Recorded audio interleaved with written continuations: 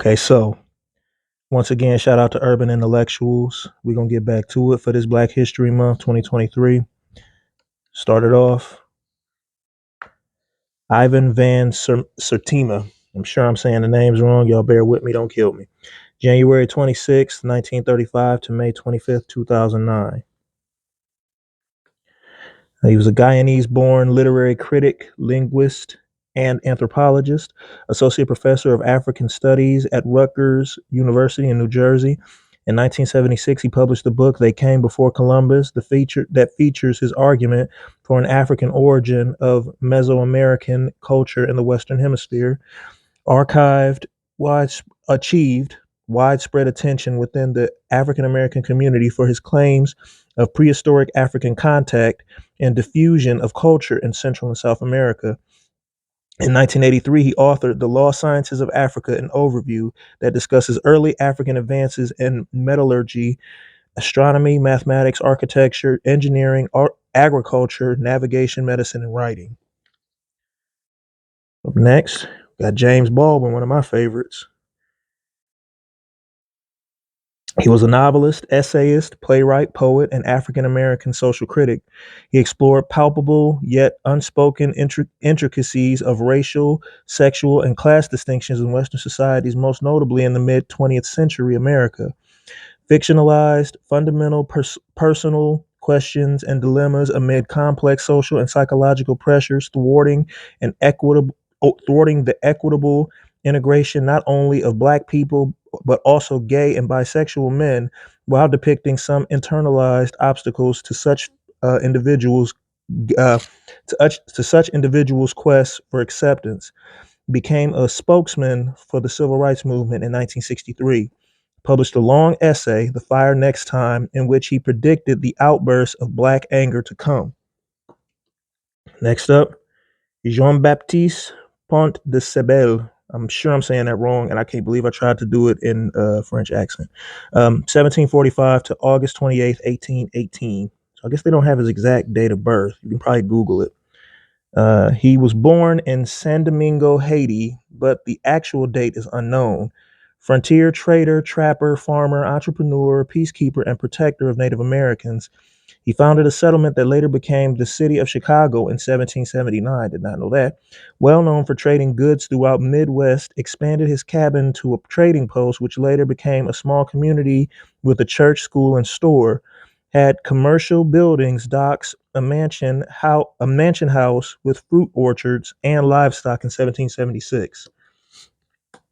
All right, Joan Higginbotham, August 3rd, 1964 to the present. Do your Googles.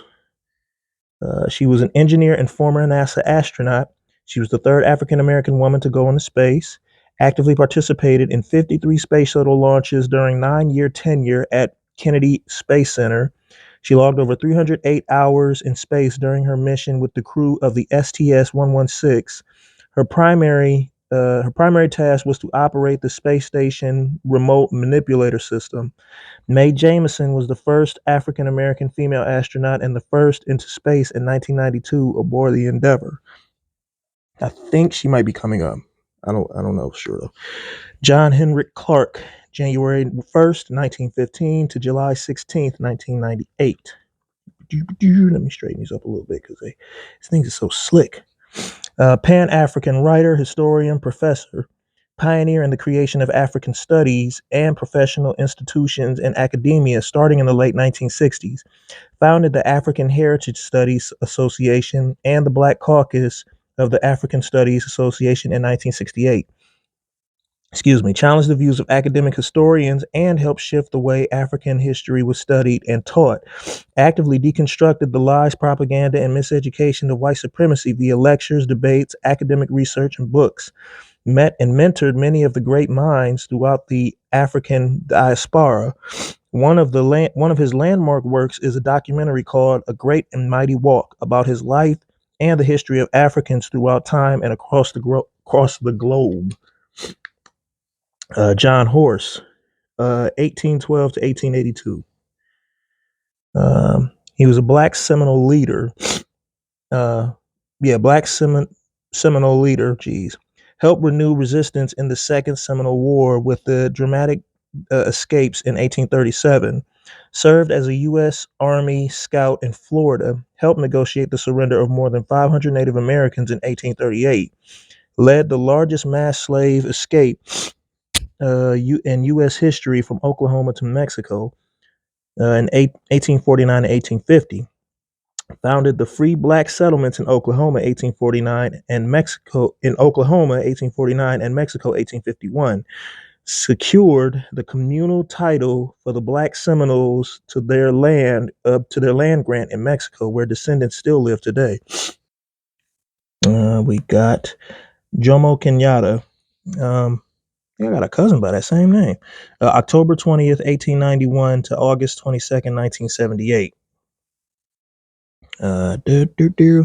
Kenyan politician became Kenya's first president and considered founding father of the Kenyan nation.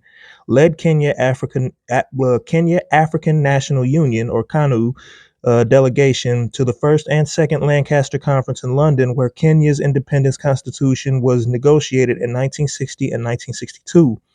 Supported reconciliation and consistently asked white settlers not to leave Kenya. His policy was that of continuity and gradual Africanization of the government, keeping many colonial civil servants in their old jobs as gradually replaced by Kenyans. Oversaw peaceful land reform process Kenya's admission into the United Nations and established institutions of independent Kenya. Kwame. I want to try, but I'm gonna mess it up. September 21st, 1909 to April 27th, 1972. Prime Minister of Ghana between 1957 and 1960, President of Ghana from 1960 to 1966. He helped organize the Fifth Pan African Congress in Manchester, England in 1945, declared the independence of Ghana from the United Kingdom in 1957, announced plans for a new constitution which made Ghana a republic in 1960, was awarded the Lenin Peace Prize by Soviet Union. Ghana became a founding member of the Organization of African Unity in 1963. In 2000, he was elected the greatest African of the millennium by a vote in Africa.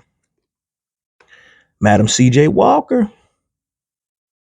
December 23rd, 1867 to May 25th, 1919. Entrepreneur, philanthropist, and political social activist, first black female self-made millionaire in America, world's most successful female entrepreneur of her time, and one of the most successful African Americans, made her fortune by developing and marketing a line of beauty and hair products for black women, made financial donations to numerous organizations, and became a patron of the arts. In 1993, inducted into the National Women's Hall of Fame in Seneca, New York. Last but not least, Maggie Lena Walker, July 15th, 1864 to December 15th, 1934. In 1903, founded St. Luke Penny Savings Bank in Richmond, Virginia. First female bank president of any race to charter a bank in the United States. Served as a chairman of the board and the board of directors when the bank merged with two other Richmond banks to become the Consolidated Bank and Trust Company. She said, "Let us put our money together. Let us use our money. Let us put our money out as usury among ourselves and reap the benefits ourselves." A visionary, she established a newspaper, the St. Luke Herald, to promote closer communication between businesses and the public. Received an honorary master's degree from Virginia Union University in 1925. Inducted into the Junior Achievement U.S. Business Hall of Fame in 2001.